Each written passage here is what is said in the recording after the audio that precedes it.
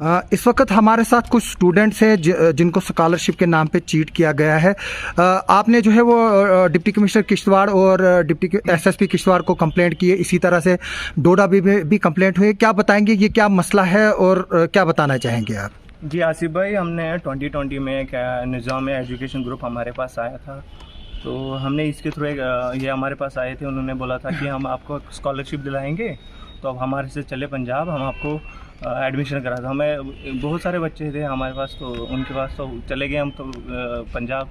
तो साथ ही साथ ऐसे हम डोडा कम्युनिटी हॉल में हमें बुलाया गया था, तो वहाँ पे हमने देखा कि बड़े बड़े ऑफिसर आए, तो वहाँ पे हमें एक ट्रस्ट बिल्ड हो गया।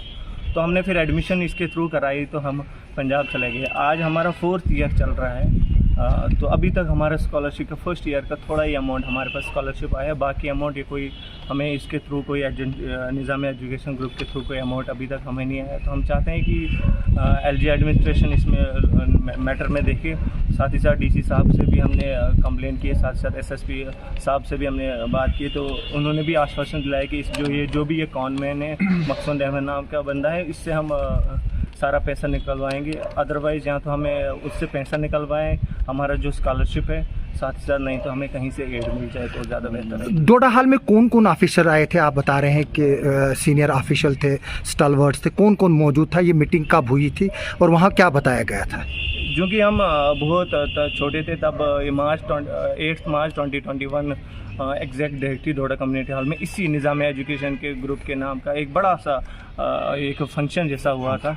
साथ ही साथ वहाँ पे किश्तवाड़ के भी बड़े ऑफिसर थे, तो शायद उस टाइम के एसपी साहब होंगे, डीसी डोडा भी थे वहाँ पे, साथ ही साथ एसपी डोडा भी थे।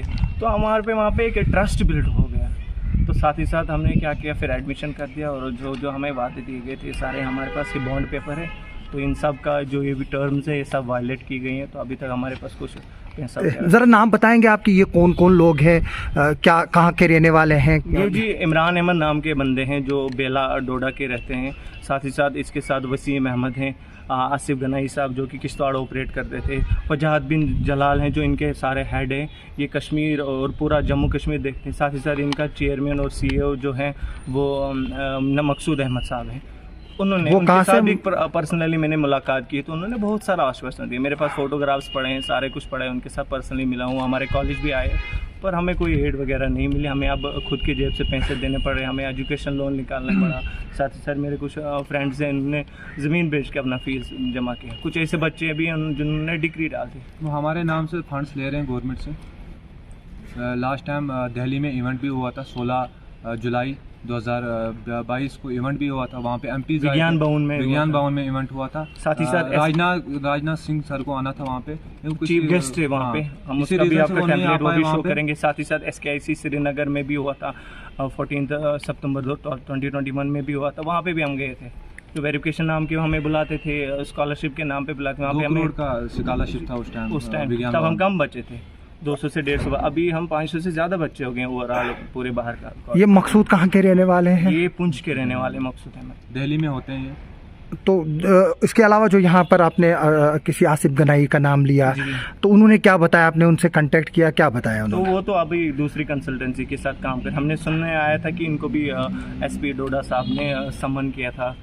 तो कल उनके साथ भी इमरान अहमद जो इनके साथ वसीम साहब भी हो गए, इनका यहीं पे ऑफिस था किश्तवाड़ में, तो यहाँ पे वो सारा अपना डेरा सब लेके चले गए, भाग गए। तो किस किस कॉलेज में एडमिशन हुई है, कौन कौन से कोर्सेज में हुई, थोड़ा सा बताएंगे? अभी मैं फार्मास्यूटिकल्स पढ़ रहा हूँ, B.Pharma, साथ ही साथ BTech, BSc nursing, Punjab public college है, IKG PTU है, बहुत सारे कॉलेज हैं, 20+ कॉलेज हैं।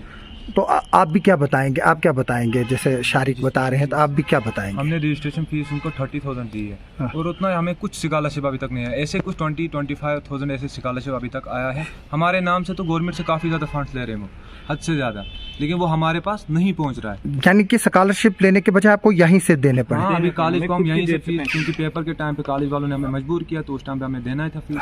तो हमने घर वालों को उस टाइम क्या किया, हमने क्या नहीं किया, तो उन्होंने फीस दी हमें उस टाइम पे। कॉलेज वालों ने भी लास्ट टाइम फिर सपोर्ट किया, उन्होंने भी कुछ कंजेशन किया हमें बहुत ज़्यादा, 20,000 के आसपास अभी हम दे रहे हैं स्कॉलरशिप, अपने जेब से दे रहे हैं। लेकिन वो मकसूद अहमद जो है वो हमारे नाम से फंड्स ले रहा है, इसलिए हम गवर्नमेंट से भी रिक्वेस्ट कर रहे हैं कि उसको फंड देना बंद करो। और वो हमें धमकी दे रहा है कि आप FIR लगाओ, कुछ भी लगाओ। मैं BJP का बंदा हूँ, मुझे कोई कुछ नहीं कर सकता।